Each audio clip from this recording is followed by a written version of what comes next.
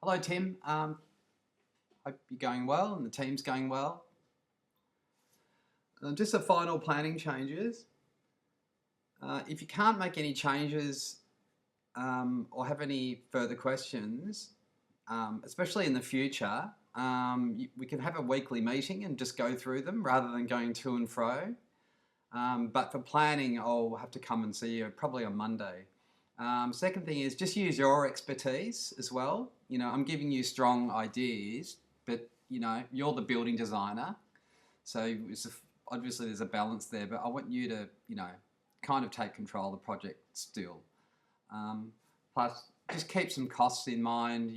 Sometimes a small change I dream of can change costs significantly. Save changes for later. Anything that's not relevant to planning, I'm happy you brushing over them. Want to submit on Monday, 30th of April. In the video, some of my working plans are old, and I tried to update all the windows because you updated the window numbers and references. The final material selection and answers from me and changes we can just do on Monday. I think we could almost do that in real time. Just flip a few things around, and I don't think it's going to take that long. But just especially with the outside, that shed area, want wood panel on the wall, and let's just sort of do a bit of tweaking there on Monday. Okay, so 3A-3F. Let's jump. Sorry about this. Okay, so just some sort of tweaks at the end. So I'll just jump into 3A, which is the south door here. 3A. So D10, I was thinking about changing that door design because originally the door was only got reduced to 800 wide, and then there was a center column which was about 10. So I think the door was getting squeezed and squeezed and squeezed more narrow. So it would end up being about 750, I think, or something, or 700 wide. So I did a double outward opening door, which I'll show you. So that basically this side here would remain fixed and locked most of the time, and we just come in via this side.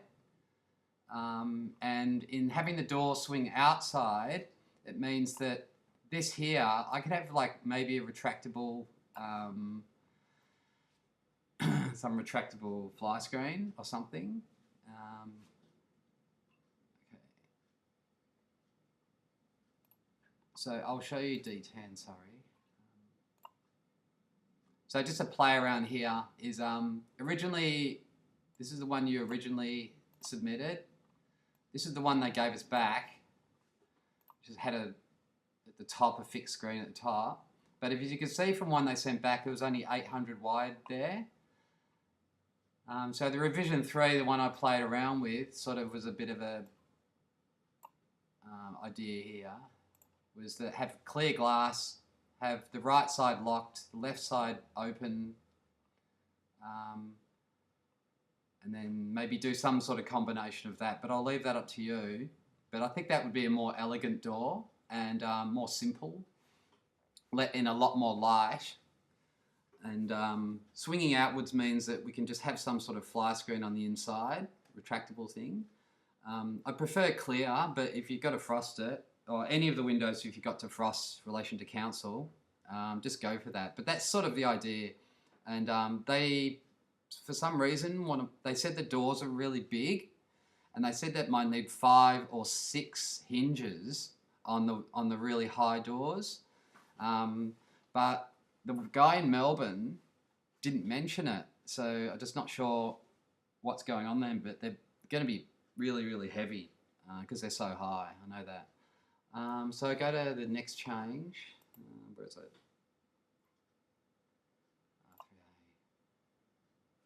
Sorry, zoom out. Bit tricky. Okay, 3B was these 2 windows here.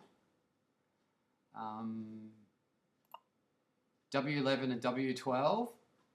They're the updated numbers. These two windows here. So,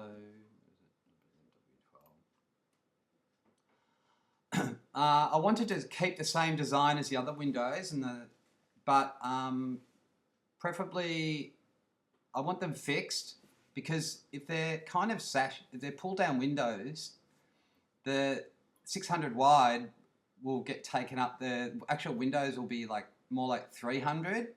So I was hoping that we could just fix them and they'd be more open and let in a lot more light. Because there's a lot of other open windows as well we could open as well. Okay, where are we? So I'm going to go back to 3A. Okay, that's 3B. Those two are 3B.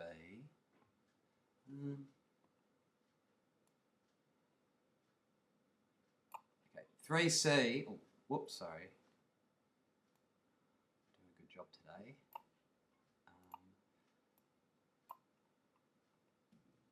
3C was basically W16, that window. It was basically a lot of frame but not much glass in there because of the sort of design of our windows. And I chose that design, I know that. But so what I've done is formal lounge windows.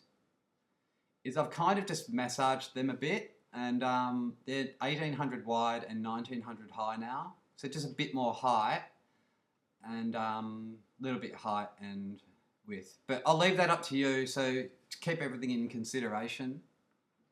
But that's W16.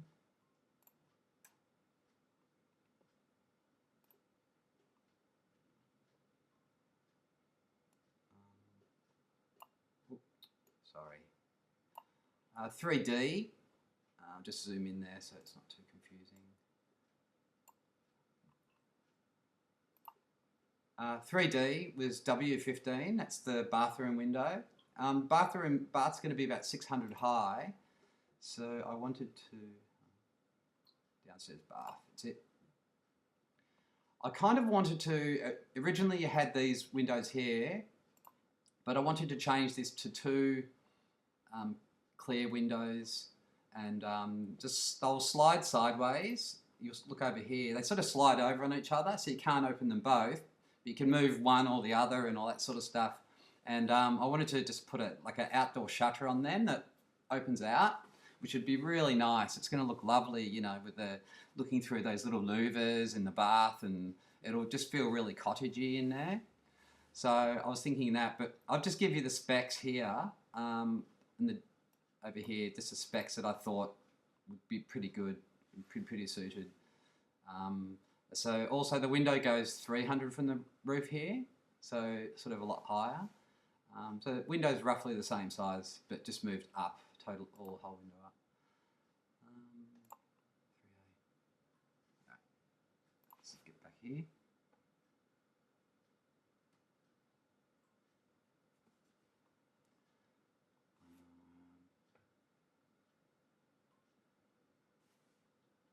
Okay, I think we could move upstairs. Just one change upstairs here. 3E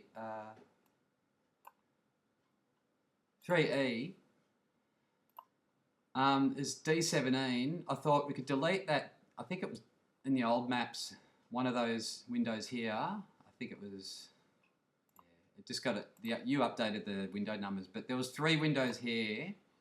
So keep W26, W27, and get rid of the third one, and put a double opening door here that opens outward.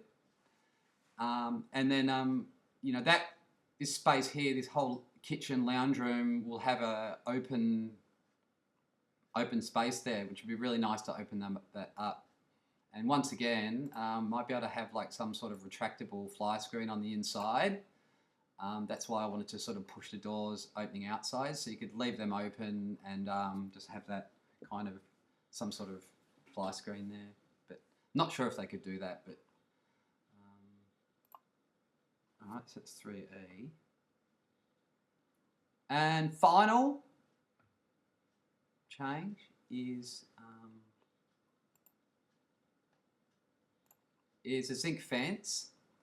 So I thought the good advantage from the surveying, because we have to pay to get it, that others might not have, is an exact distance. Oh, missed the end there. So I calculated it was $3,000 a square metre. So I was thinking, if we could gain, even 3 or 4 centimetres or 5 centimetres, it's a kind of logical thing to spend that little bit more money and have the fence line exactly where it should be. So what I did is I just kind of wanted to put this, just a cheap pine post and some corrugated zinc sheets, which will reflect 20% more light apparently. And it's kind of, this is the design here. I'll send you this document as well. But this one has a 1.9 fence on the north side, and it sort of comes down here and goes all the way to the front. And the southern side, I think that was 1.8. I was going to make that 1.8 metre corrugated. And once again, it'll reflect tons of light, into the house from every direction. It'll really, really make a difference. And you'll notice it when you walk in, I think. Okay, well, besides that, that's done. So I'll attach these reference files, and I've looked at the render for the shed and all that sort of stuff, and that all looks good. And we'll just sit down and on Monday and just do sort of material colours and things and tweak that. But besides that, that's all the structural stuff finished. All right, cool. I'll talk to you soon.